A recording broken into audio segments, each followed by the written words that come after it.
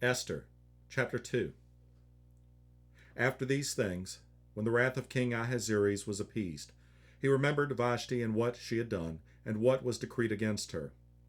Then said the king's servants that ministered unto him, Let there be fair young virgins sought for the king, and let the king appoint officers in all the provinces of his kingdom, that they may gather together all the fair young virgins unto Shushan the palace, to the house of the women, under the custody of Heg, the king's chamberlain, keeper of the women, and let their things for purification be given them.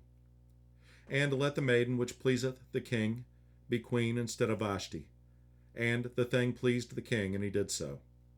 Now in Shushan the palace there was a certain Jew, whose name was Mordecai, the son of Jair, the son of Shimei, the son of Kish, a Benjamite, who had been carried away from Jerusalem with the captivity which had been carried away with Jeconiah, king of Judah, whom Nebuchadnezzar, the king of Babylon, had carried away.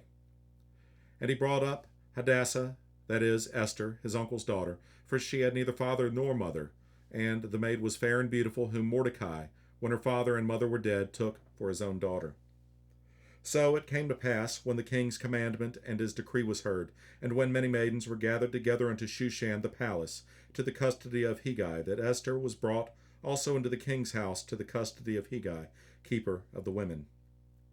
And the maiden pleased him, and she obtained kindness of him, and he speedily gave her things for purification, with such things as belonged to her and 7 maidens, which were meet to be given her out of the king's house, and he preferred her and her maids unto the best place of the house of the women. Esther had not shewed her people nor her kindred, for Mordecai had charged her that she should not shew it.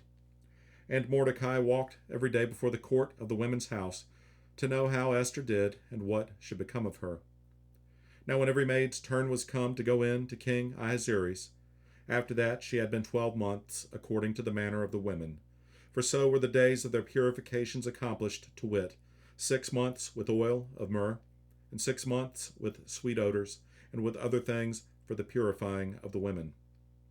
Then thus came every maiden unto the king, whatsoever she desired was given her to go with her out of the house of the women unto the king's house.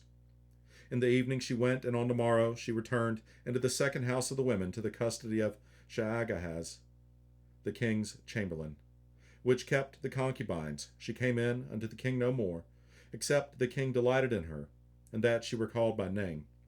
Now when the turn of Esther, the daughter of Abihail, the uncle of Mordecai, who had taken her for his daughter, was come to go in unto the king, she required nothing but what Hegai, the king's chamberlain, the keeper of the women, appointed. And Esther obtained favor in the sight of all them that looked upon her. So Esther was taken unto King Ahasuerus into his house, royal in the 10th month, which is the month Tebeth, in the 7th year of his reign. And the king loved Esther above all the women, and she obtained grace and favor in his sight more than all the virgins, so that he set the royal crown upon her head, and made her queen instead of Vashti.